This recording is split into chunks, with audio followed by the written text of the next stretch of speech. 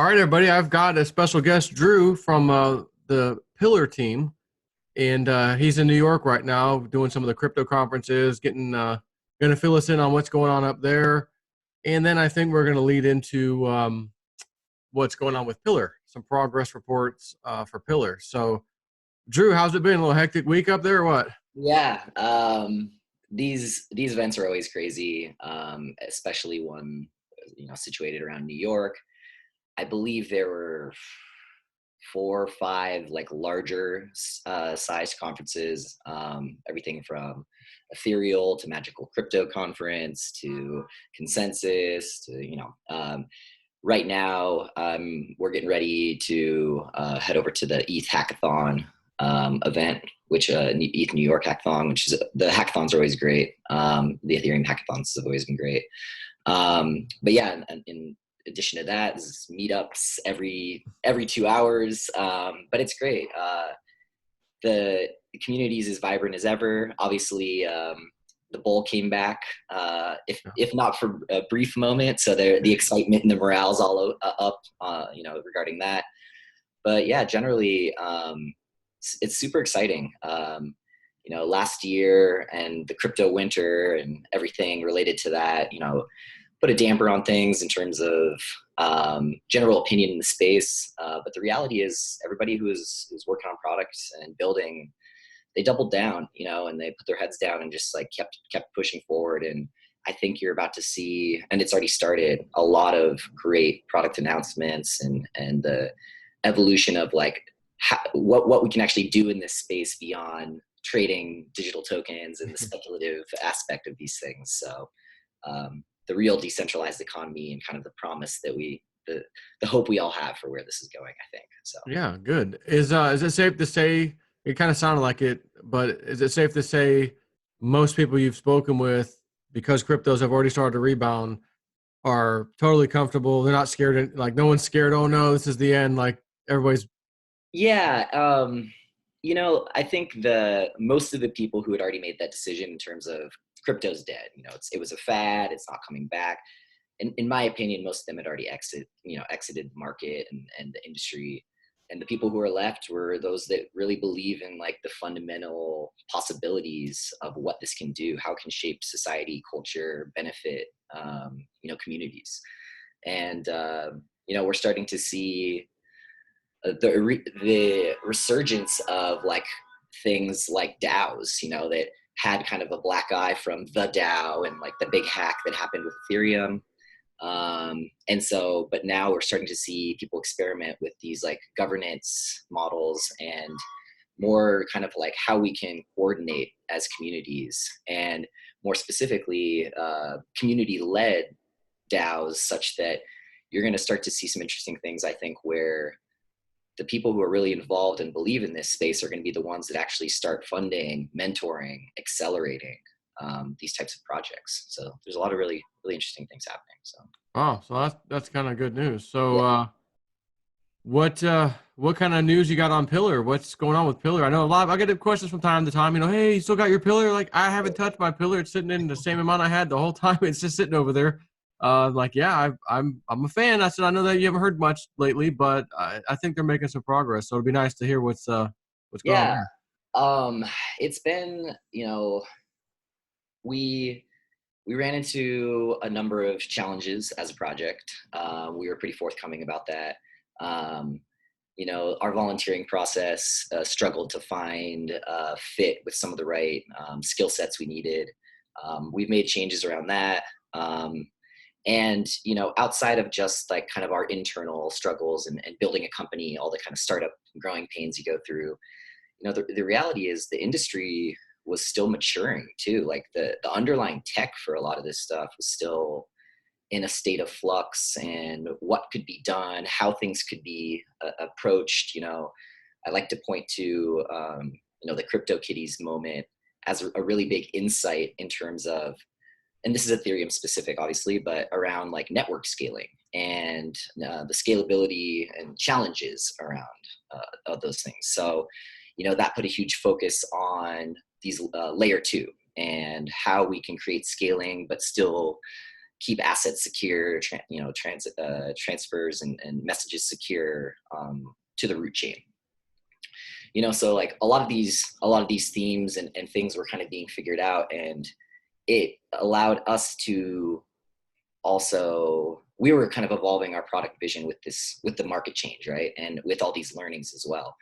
And so that's kind of led us to a couple of different things, but specific to pillar functionality, we are migrating from a key-based wallet to a smart contract-based wallet, what we're calling the Pillar Smart Wallet.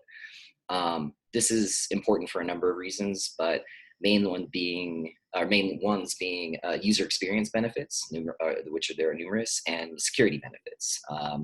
Basically, I believe this too as like a pattern. You're going to see a lot of wallet solutions go to this type of a structure where funds are stored in contracts, and keys are what are used to basically access those contracts.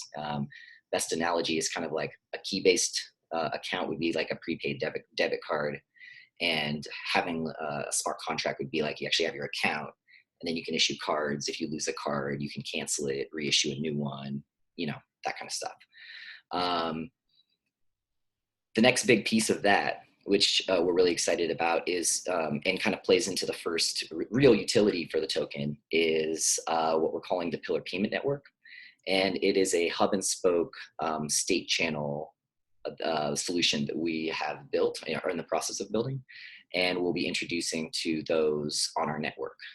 So this is our approach to solving scalability challenges, but also, again, come with a number of user experience benefits. How it all works, and I'll try not to get too much into the weeds on this stuff. There's actually a article series I recently published, a 3-part, that kind of walk through each of these features and the functionality that's upcoming. And the third one kind of brings in the tokenomics a little bit and explains some of the benefit. But the really cool thing about payment networks and the Pillar Payment Network that we're doing is it's an off-chain solution. So basically all transactions that live there are instant, free, and private, in the sense that it's only the final balance that will be posted back on chain. So any transactions between parties, between yourself and a service company, between you and other individuals, the back and forths, all that is basically private. It's only like the final tab that's settled that would be actually like posted on chain. And that comes with the security of, the root underlying chain, Ethereum for us in this case. And what's really cool is this has evolved in the sense of, normally with payment channels, the asset you stake is really the only asset that you're transferring back and forth. So you're agreeing to that upfront with the other party. This idea of synthetic assets and a synthetic asset exchange has opened up the possibility that by staking one asset, you can actually transfer value or assets of another type on that same network by pulling from the value of the staked asset. So in Pillar's case, you stake Pillars, and any other asset that's supported by our platform and our network, which right now is Ethereum and the slew of ERC20 tokens, you can transfer those. So from your Pillar stake, you could send a buddy Populous, you could send somebody Civic token, you could, whatever it may be. As we also move to cross-chain support, which we're doing, this could mean you could send Pillars or use your Pillars to send Bitcoin, Litecoins to somebody without actually directly owning that asset. Is that due to some type of Lightning Network thing, or just something you guys are dealing with? So layer 2, like state channels, are very similar to kind of the Lightning Network that's happening on Bitcoin. There's some technical differences, but in theory and concept, they're very, very similar. So, but you guys aren't actually technically using the Lightning Network. You're doing your own thing. No, but as we've been working really hard behind the scenes to look at how we integrate UTXO chains, specifically Bitcoin, we're exploring SegWit, and we have support for that, which will be kind of included. And how we can play nice with Lightning is very intriguing to us, and how we can possibly connect our network to Lightning, and how that might work. So, and this is one of the reasons also we've postponed the cross-chain implementation, there's been a little bit of a uproar and how can a wallet be a wallet if it doesn't support all these other assets? And, for us trying to build this much bigger network and platform, we've been pegged as a wallet. Granted, we've kind of marketed ourselves as a wallet. The reality is that's kind of just the foundational layer that will provide like the ability to manage identity, to interact with all these services and dApps that will natively integrate directly on our platform. So, and exploring these cross-chain options and supporting them, there's a lot of user experience challenges in that, because we're not just talking about storing the asset and transferring it, like what you can do with it, how that payment layer exists, and also what it might mean for hooking into their networks and possibly pulling their dApps in. Is that a possibility? So these are all things that we're really getting close to and exploring. The last piece of that puzzle, which actually hasn't been much publicly announced yet, but we're working on and probably will have something in the next few weeks, is our in-wallet exchange functionality. And this is pretty exciting for us. There's also been a number of complaints around Pillar not being listed on major exchanges. And the reasons for that are numerous, a variety of regulation concerns and risks involved with that. A big one is also, the whole ethos of the company is around personal data ownership. And now that comes with like key ownership and owning your keys and what that means and how important that is. And when you go on these centralized exchanges, you're not your keys, not your coins. We've seen this a number of times, and so the approach we've taken is we're integrating a number of token swap protocols, specifically Changely and Shapeshift, and we're opening a liquidity pool on Uniswap. And then we're also speaking with Kyber and 0x as well. And we're going to be basically pulling offers from all of these platforms simultaneously and serving them to the user based on the criteria they put in. So they'll see the best offers and they'll be able to choose and just go from there. But key custodianships in the user's hands the whole time. And so there's no concerns there. So it's essentially a decentralized kind of offers engine exchange. Okay. And that offers engine also lays the foundation for our ability to do this for things beyond token offers. So as the services and things grow and our network grows, we'll be able to implement kind of that same thing for washing machines, bikes, various other things, services that may exist. So.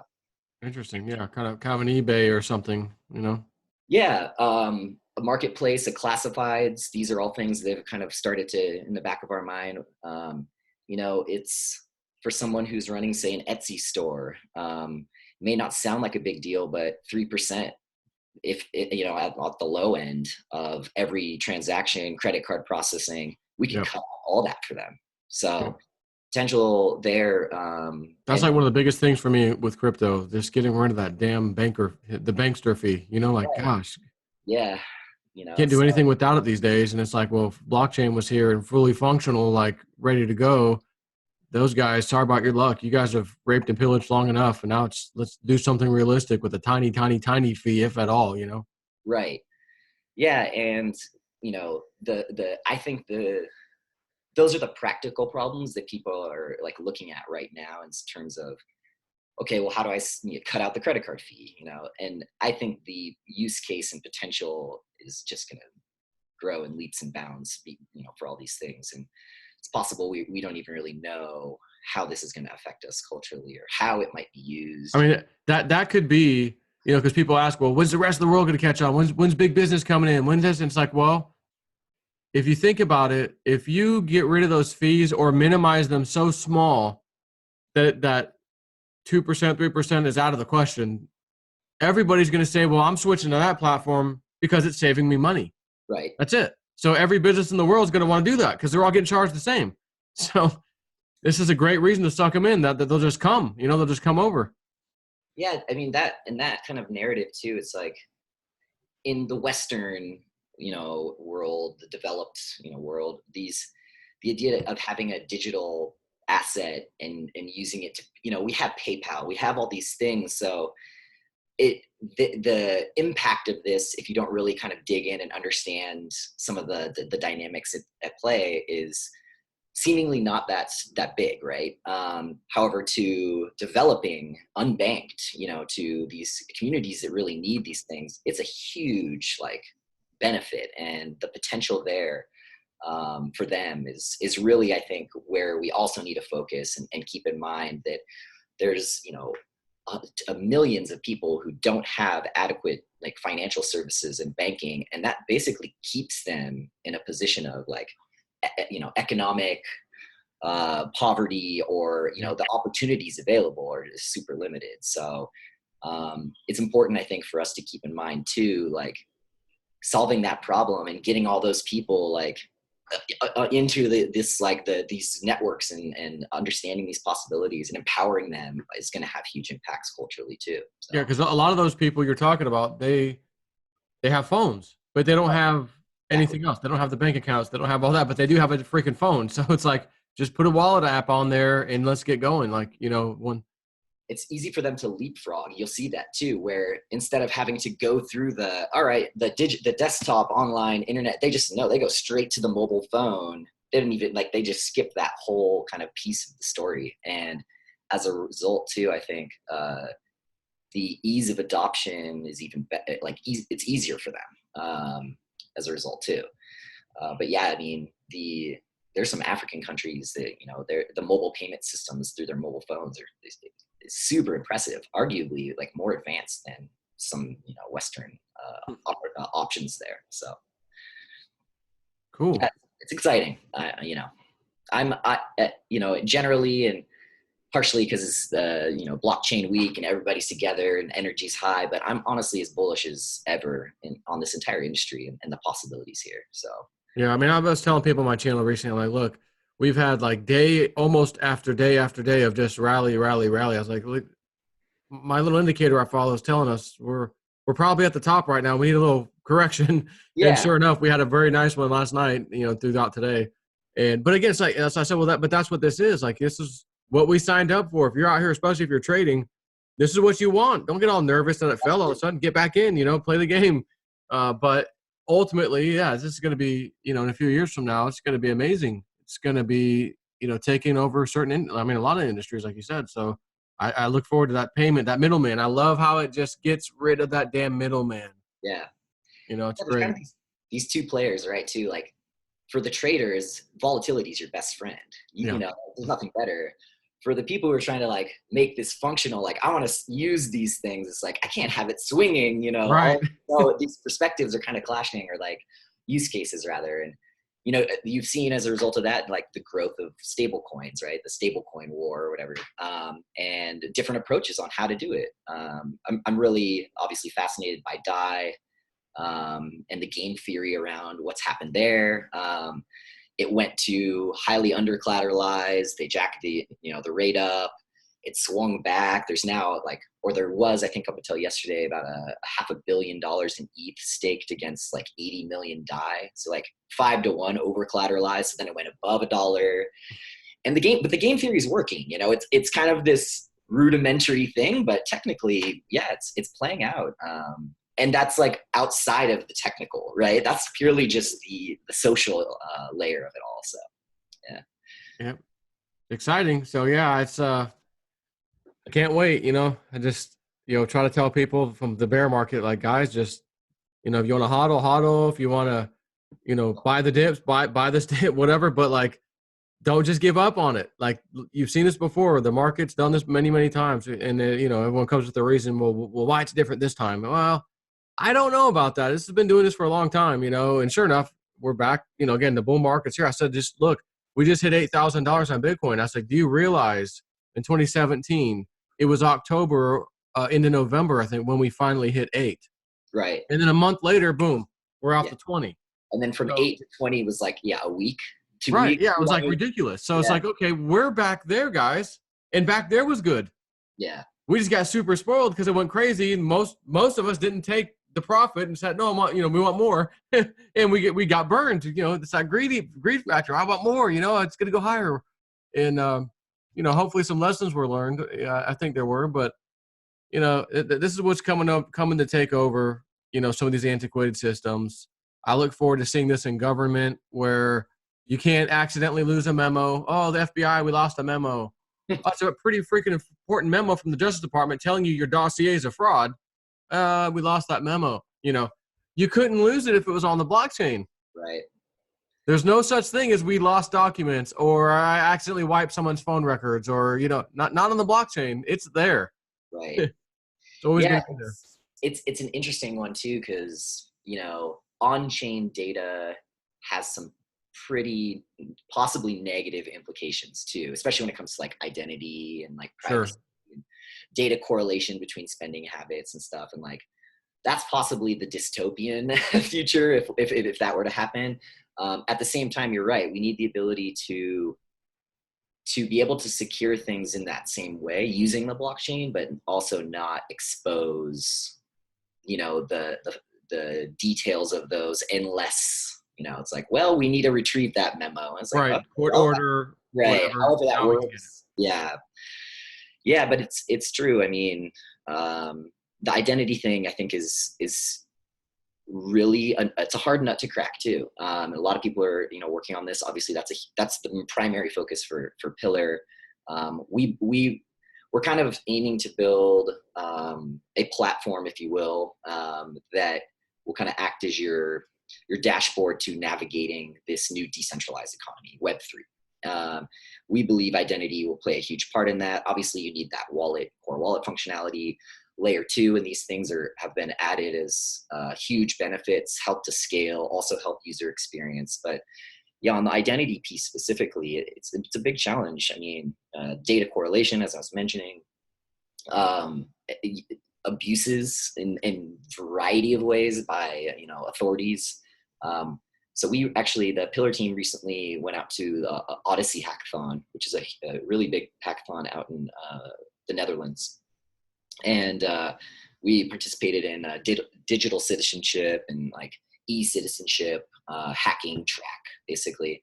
And we're now collaborating with another one of those team members in putting a solution in front of the Dutch government and ministry for which their kind of digital ID system. It's often confused with Digibytes ID. It's Digi ID versus Digi ID. Yeah. But yeah, Netherlands is super advanced in terms of like kind of their ID system and their networked government services that are available and everything like that.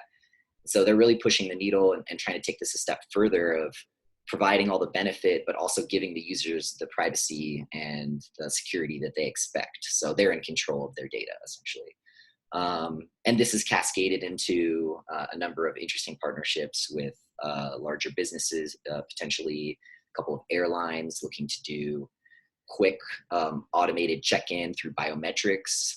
And again, it's like, that sounds like a very kind of scary thing. Like where is this picture stored? How is it being used? So it's exciting to be involved in those conversations because knowing the ethos of our company and what we're trying to do and how important the privacy and data control is for us, to be able to be involved in those conversations and lead those initiatives, hopefully we can put that on the right track and make sure that the protections are there as well as the conveniences, right? So You're right. Yeah, there's always that side. I mean, everything has that. There's good and bad, always.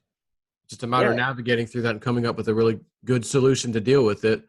Because we have to go to blockchain. Like, there's not even we have to. We're going there. It's already happening. Like, we're going there. You know that. But we just got, like I said, we got to navigate through this and make sure we don't step on any mines along the way that we said, maybe we shouldn't have done that.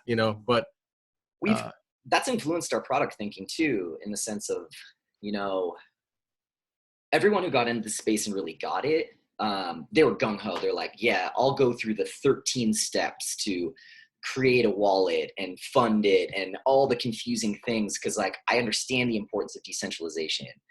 But the reality is a lot of the research that people have done, testing and feedback is most people don't care. And it's mainly because they don't understand the benefit or the value, or it's not high enough to them yet to make such a switch. So this idea, and we kind of pushed that narrative too. It's like, you got to go all decentralization, like centralization is the enemy, which you kind of have to have that narrative, like to some extent, but at the same time, there's so many conveniences that we've all come to expect with centralized services, password recovery probably being the most common one, right? And what, how this has influenced us is like, I think that there needs to be, and it's important to consider more of a gradual approach to decentralization, an incremental approach, if you will. And I don't think necessarily centralization is bad. One, if you're transparent about it, and two, if there are multiple and frequent exits to decentralization. So at any point, a user could say, actually, no, I want to be in full control. I want to revoke your key access, whatever it may be, they can do so. I think you're going to see like more of a common theme there. And also for us, like we've taken a lot of, like, say right now, our base wallet, it's in concept, these are very like simple features. Many apps have a way to connect with people, right? A way to chat with someone. But the way we've built our connection system, it's designed with privacy in mind, such that we actually can't see the social graph. We cannot see who is connected to who. Someone came to us and said, we want to know everybody who's connected to X user. We couldn't even give that to them. Same thing with our chat protocol. It's like we decided to use Signal out of the gate, which is an end-to-end encrypted protocol for messaging, and it's open Signal source. R, is that called Signal R? I'm not sure. You can actually download Signal directly and use it their app, and it's open source, but it's a black box, meaning there's no documentation. So we had to reverse engineer and go through all the, like, still going through a lot of challenges, like how to make sure that works well and how to build upon it. Because how can we get group chat in there, create kind of a full Telegram experience right in?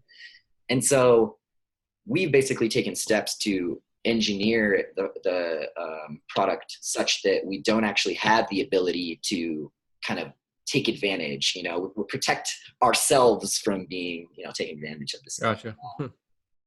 But at the same time, yeah, I think that layered with, again, aspects of centralization, and places where people can. So for instance, in our future versions, once the smart wallet's out, users will automatically start with a smart wallet. And what we'll end up doing, this is part of counterfactual instantiation, which was part of the recent Ethereum fork.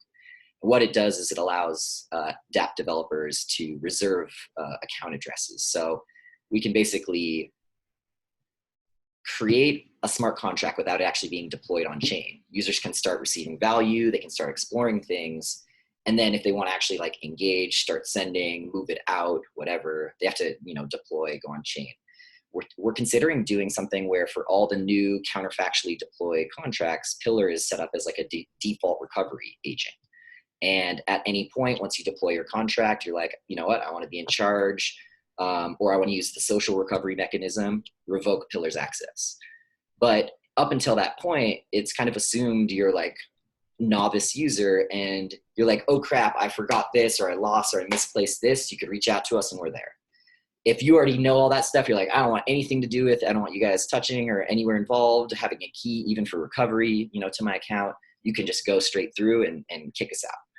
So it's just, I think, giving this flexibility to allow users to grow and evolve as this whole thing is growing and evolving. It's going to be really important. So that's also been really shaping kind of like our focus and our product thinking as well. So cool. All right. Well, cool. I'm glad to hear the updates. I know it's been a little slow coming with the Pillar, but we knew this in the beginning, and I warned people a long time ago. Look, This is not something. Get ready to make 50 times your money. This is not that. This is going to take some time to roll out. It's going to be a cool thing, and at least progress is being made. And this is some really good progress I'm hearing. So, yeah, we're super excited this year. I put a pretty ambitious roadmap out in the beginning of the year, and I'm really proud of the team and everybody in terms of how fast we've been moving and the updates that have been coming through. We've really leaned things out, made a bunch of adjustments on the development side. We're working with a number of open source partners and collaborating with across projects. And I think that's going to be a big factor too, is in this open source, push in industry, the ability to work with others and kind of like play nice is going to be, I think, a really important thing. And I think it's also going to help projects to accelerate and, avoid reinventing the wheel or going down some track where it's like some specialized flavor. These need to be interoperable, but, to make it truly functional the way we want it to be, and robust ecosystem. So. Yep. Cool. So you chat with David on a regular basis, I assume, David Siegel? Yeah. I'm back in Los Angeles as home base. I was out in London all last year working with the team in their London offices. So I go out there every couple months and spend a few weeks. And then I'm also doing like the conference circuit, a lot of the hackathons and all this. So a lot of values derived and a lot of kind of like progress is made and shared with the industry.